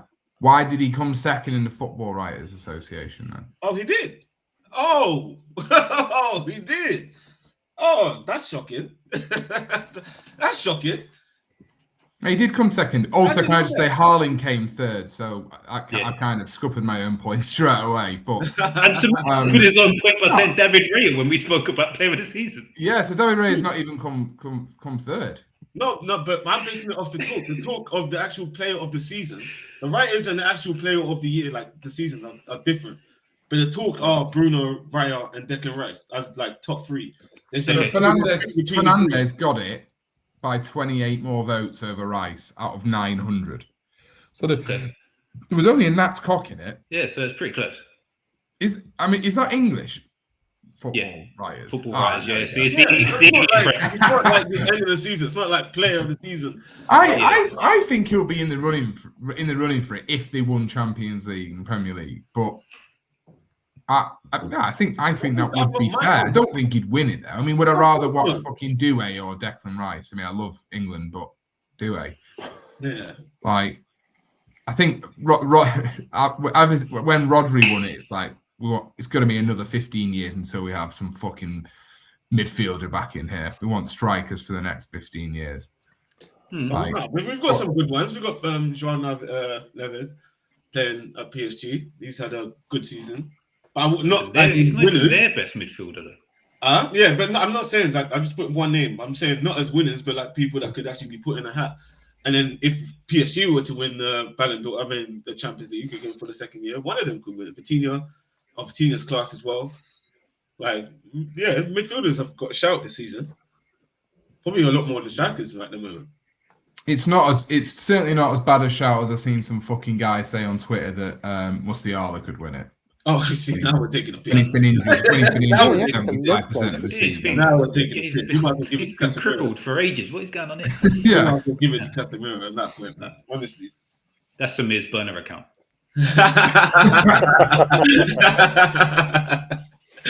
Yeah, honestly, I went like heated on that because I've watched this guy every week, and it's just like, yeah, obviously apart from when we lose, it's not the greatest, but when we're up there, when we're winning, like the guy is class. Like, I mean, we ain't lost that many games, you know. We ain't lost that many games. You realize how mental that sentence is? How?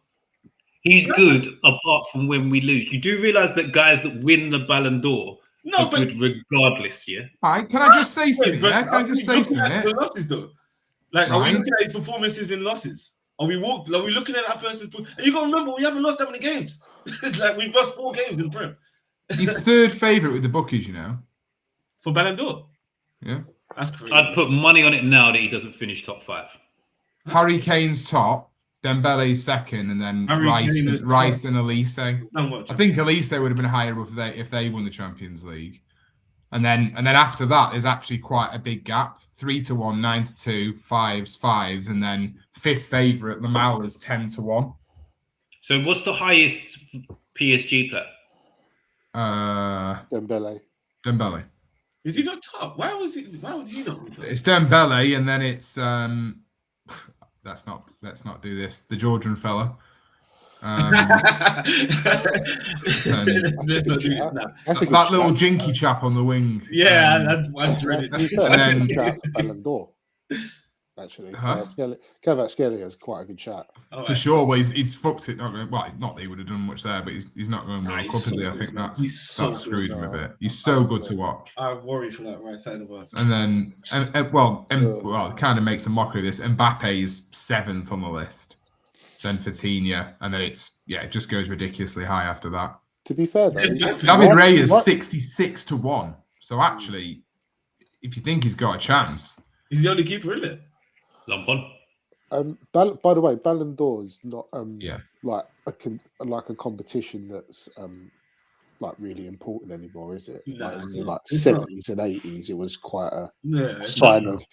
of import in the game. Now it's just based on Twitter votes, isn't it? It's like goal of the season.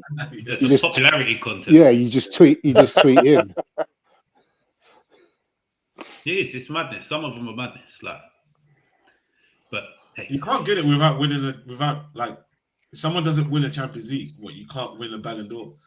that should never be the case. That's what it's looking like now at the It moment. should never ever be We the had case. this It should just conversation be the that, best player regardless. Whoever's That's what been the I'm best saying. that We had season, this they don't conversation. have to win anything to get it whatsoever. Exactly.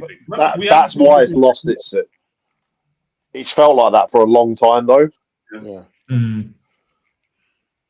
Yeah. But if you did it on players you'd want to watch, PSG have probably got fucking like the first 5, haven't they? Yeah. Nuno Mendes is a shout as well. He's had a brilliant season. He's a mod. Hakimi, mate. You could probably just put Hakimi's PSG's mad. fucking starting 11. Yeah, apart from. By the way, I don't know what's happened, but 13 minutes has just been put up in the Spurs game. Oh, 13 minutes added. Yeah, I have no idea why. I thought he was going to say the Millwall game. No, I've binned off the Millwall one now that it's 2-0. 2-0 down off to Spurs. Yeah, 2-0 down off to Spurs, yeah. I'm not going to lie, I don't think someone's come off like injured or anything. Well, there was the VAR check. VAR check would have taken it. Yeah, but blimey, how long? It wasn't that long. It was quicker than ours yesterday. I'll be honest, Hull's manager is a really quite imposing looking chap. Oh, they've done the double on us this year, so I'm not even sure like I want to get to Wembley at this point. It's like, oh yeah, he could take on half of Southampton on his own, mate. He used Tondereka as a toothpick, you know. He would definitely steal your packed lunch and then like push you in a bush. Oh mate, honestly, I'd have to eat it on the Elizabeth line. That's how bad it would be. It'd be like it's not getting to Wembley. It's so impressive from Hull, this, and they only got in last game of the season. Well, yeah, they did. Yeah, they were. Yeah, they clawed it. Yeah, because Derby were in it at one point, weren't they? yeah. Derby fluffed their lines big time. Yeah. Yeah. Yeah. So this sums up the playoffs, then, doesn't it? Sixth played third, and they didn't even concede a goal. Yeah.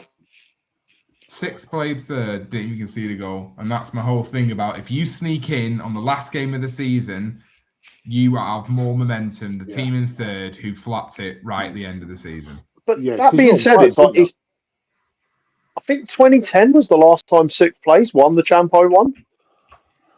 Oh, I'm not suggesting it, but I'm saying that sixth versus third. But I'm saying if you sneak in last game of the season, and Millwall fluffed it, didn't they? Yeah, big time. Millwall and Middlesbrough really fluffed it. Yeah, they were playing a hot potato. I hope we're saying that 24 hours. I still can't believe it's 13 minutes and they done. What the Yeah, this is madness. I don't think I've ever seen 13 put up as the standard starting number. Yeah. Normally you see like 7 or 8 and then you get a long break in added time that takes it up. Yeah. Potentially. I ain't seen a stretcher out or nothing. Like, no one came off injured. Madness. Martin Tyler's just like clearing his vocal cords for and it's a lucky 13 for Spurs.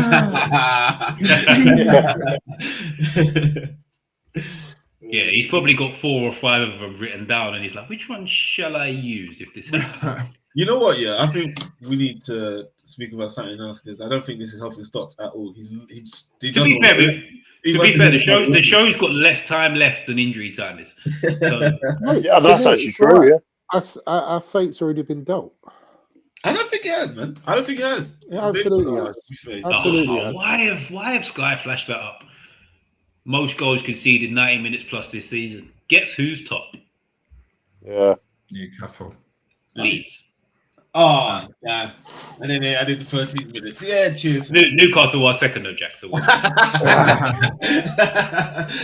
Good knowledge. And just to double down on that, ex-Newcastle player Sean Longstaff has just come onto the pitch.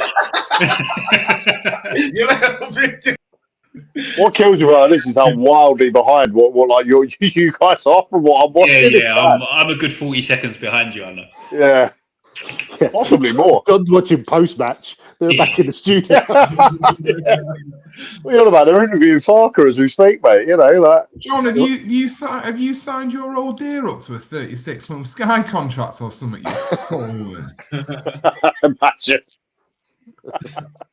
I'm flicking through all the channels I've got to see which one's the furthest forward. I'm on 94 and a half. Yeah, no, I can't be that. Geez. Yeah. Are you live? Yeah, John's in the stadium. Yeah, pretty much. I'm ahead of Shuey, mate. What are you on about? That is, but seriously, that is brutal, isn't it, Millwall? They really have fluffed that. Yeah. Let's mute John. So I can be really fluffed that chance. Can we mute John? I want to be ahead. No, it's fine. No, I won't say nothing. I won't say nothing. It's fine. What, James Maddison? I can see it in your eyes. I'm in the future. James Maddison's playing. Yeah, he looks very homeless, but he's playing. Oh, shit. I don't know. He's been out a long time. He might get blisters again. Right, while we're going on about this and not really chatting about much that people really care about, might as well wrap the show. I will be back tomorrow. I'm on Toon Tactics TV from 9 o'clock tomorrow. Also, I would advise you, if mainly Newcastle fans, check out Toon Tactics' X, because he puts up some fantastic player profile images that I noticed the other day. Have a little look at those. Anybody that we're linked to, he does sort of how they fit into the system on one little PDF that he creates, and it's great work, to be fair. Then Wednesday, I'm back on the Rivals at 10 o'clock. But other than that, catch us here every Monday, 8 o'clock. Something different to talk about. All the usual good stuff, like, share, subscribe, tell a friend to tell a friend. Anybody else got anything else to plug before we wrap? I should see you for a pre-game tomorrow. The post-match could potentially get left till Wednesday morning, depending on how bad the getting back for the train situation is. So, but you definitely will get a pre-game. Lovely stuff. And add on Great work. TikTok. Oh, yeah. Find us on TikTok, because all the clips go out there. I am meant to be sending them to stocks as I put them on YouTube, and I always forget. So that's actually on me as well. But yeah, for those that have tuned in, thank you very much. Do all the good stuff, and catch you next week. Peace. Leave it, guys. Peace, man.